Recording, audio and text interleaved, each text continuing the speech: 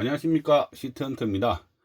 오늘은 물생활의 골칫거리, 물냄새에 대해서 한번 다뤄보겠습니다. 보통 물에서 흙냄새가 나면 물이 잘 잡혔다 라고 생각을 합니다. 그러나 사실 물이 잘 잡혔다고 흙냄새가 나는 건 아니고요. 기어스민이라는 이 물질 때문에 납니다. 물이 잘 잡혔다면 이 묻이 아무런 냄새가 안 나는 게 맞는 겁니다. 뭐 흙냄새가 나든 냄새가 안 나든 이거는 오케이, 괜찮습니다. 좋습니다. 그러나 어항에서 비린내라든지 악취가 난다면 이건 정말 골칫거리입니다. 반드시 원인을 파악해서 해결을 해야만 합니다. 우리가 제일 많이 얘기하는 비린내입니다. 비린내의 원인은 해수와 담수가 서로 다릅니다. 우선 해수를 살펴보면요, 비린내의 원인은 트리메틴아민이라는 성분 때문에 나는 겁니다. 물고기가 살았을 때는 근육에 트리메틸아민 옥사이드라는 형태로 있다가 물고기가 죽으면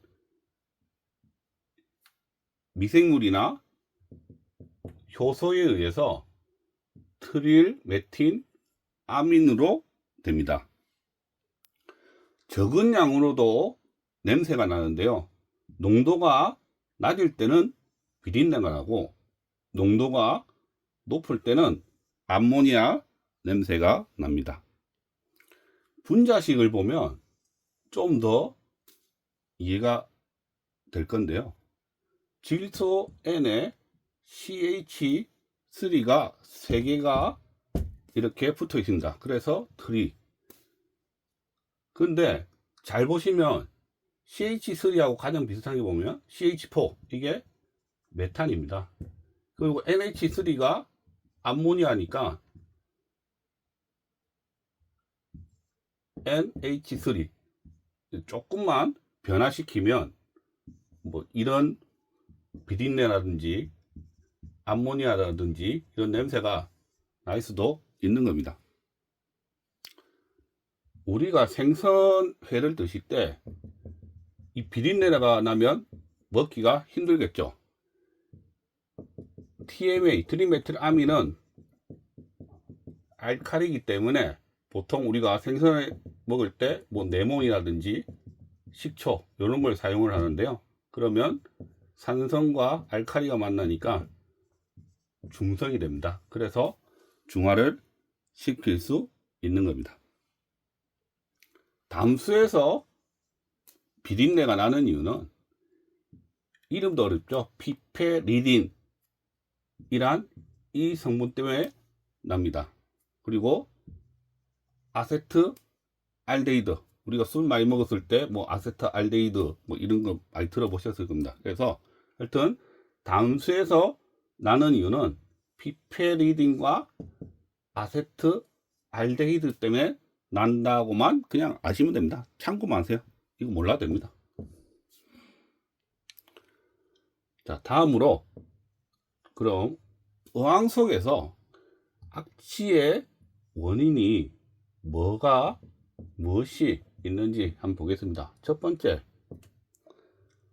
사체. 뭔가 죽으면 악취가 납니다. 그리고 두 번째, 과다급여. 사료를 많이 주면 당연히 사료 찌꺼기들이 남아서 부패가 되겠죠. 세 번째, 배설물. 뭐 당연합니다.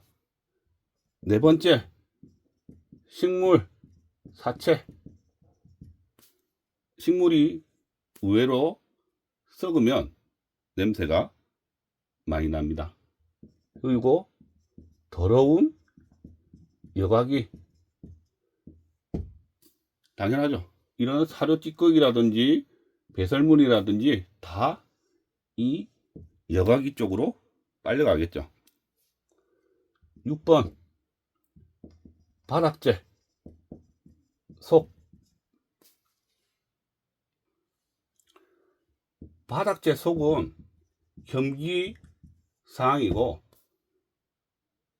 현기군이 당연히 뭐 단백질 같은 게 부패하면 H2S, 황화수소 같은 달걀 썩은 내가 날 수도 있습니다. 7번째, 물고기 점액. 우리가 물고기를 잡고 나서 나중에 냄새를 맡아보면 손에서 약간 꼬리한 냄새가 납니다. 8번, 유목. 유목을 넣으면 유목에 슬러지들이 많이 생기죠. 그래서 그 슬러지를 꺼내서 냄새를 맡아보면 정말 심한 악취가 납니다.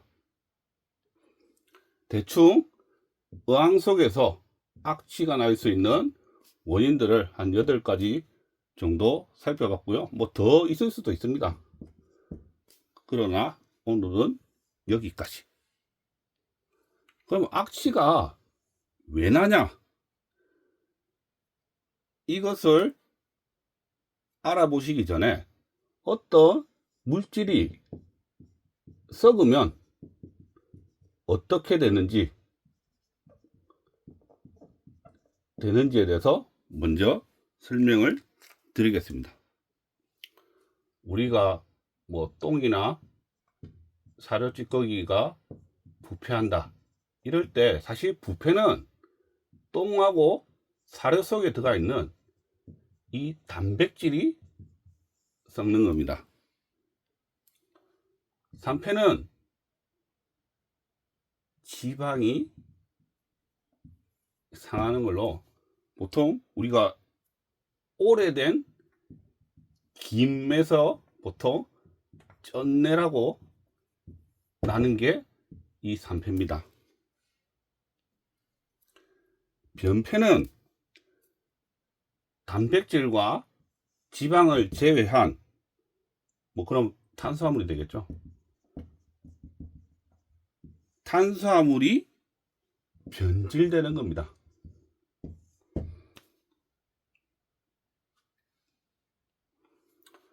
예를 들어서 뭐 상추 잎이 오래 지나면 뭐 시들시들해진다. 뭐 그 정도가 변패라고 보시면 됩니다.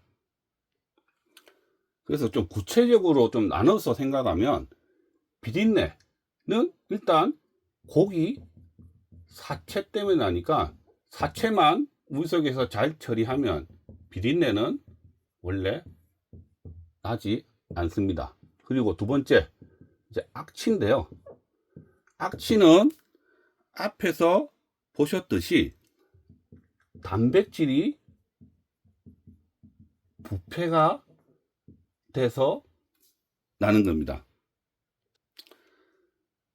사람들마다 어떤 냄새에 대한 이 반응이 다르고 그리고 표현도 전부 제각기입니다. 그래서 비린내를 악취라는 사람도 있고 악취를 비린내라는 사람도 있고 어떤 사람은 이끼 냄새를 또 악취, 비린내라는 표현을 쓰고 그래서 일단 크게 비린내와 악취로 일단 구분을 해서 대응 방법을 말씀을 드리겠습니다. 비린내는 진짜 고기 자체만 그냥 없애면 비린내는 나지 않습니다. 그러면 악취인데 자 단백질이 부패한다. 즉 사료 찌꺼기나 똥 속에 있는 단백질이 부패한다. 제가 항상 얘기하죠. 물이 잘 잡혀도 물 속에 있는 사료와 똥은 부패한다. 그래서 이 부패균을 억제하기 위해서 유익균인 딸파를 사용한다. 우리가 입냄새를 악취라고 하죠. 뭐 비린내라고는 표현을 하는 사람은 없을 겁니다. 자, 입냄새를 없애기 위해서 뭐 가글을 한다, 구강 스프레이를 뿌린다, 아니면 껌을 씹는다. 이것들은 임시 방편입니다. 입냄새가 나는 이유는 분명히 원인이 있을 거고, 우리는 그것을 제거하기만 하면 됩니다. 입냄새의 원인은 음식, 찌꺼기가 유해균에 의해서 쉽게 말하면 부패된 겁니다. 그럼 음식 찌꺼기를 제거하기 위해서 양치질만 잘 하시면 됩니다. 또는 유해균을 없애기 위해서 구강 유산균을 드시면 됩니다. 요즘 많이 선전하죠. 구강 유산균. 이거를 어항상으로 바꿔보면 양치질은 환수입니다. 또는 뭐 청소를 할게요. 환수. 그리고 구강 유산균은 딸파 같은 유익균입니다.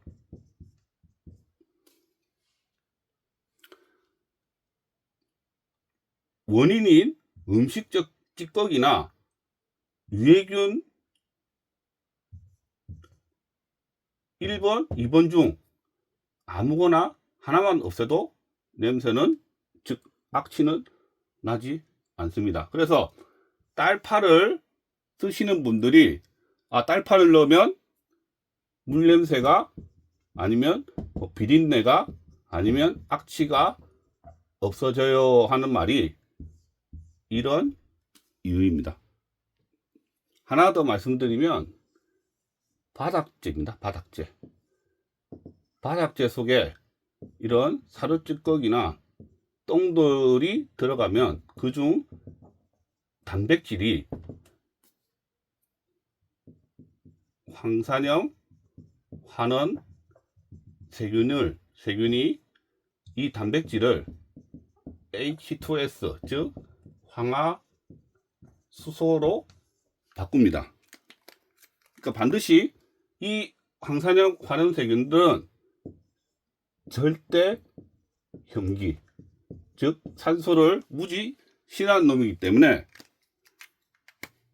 이 황화수소, 즉 닭똥냄새 같은 악취를 예방하기 위해서 제가 항상 말씀드리는 거, 고챙이로 바닥을 한 번씩 찔러주세요 라고 합니다. 물론 이 부분은 논란의 여지도 있습니다. 바닥재 깊이가 얇기 때문에 현기균이 살 수 없다 하시는 분도 계신데, 저는 솔직히 이게 맞는 것 같습니다.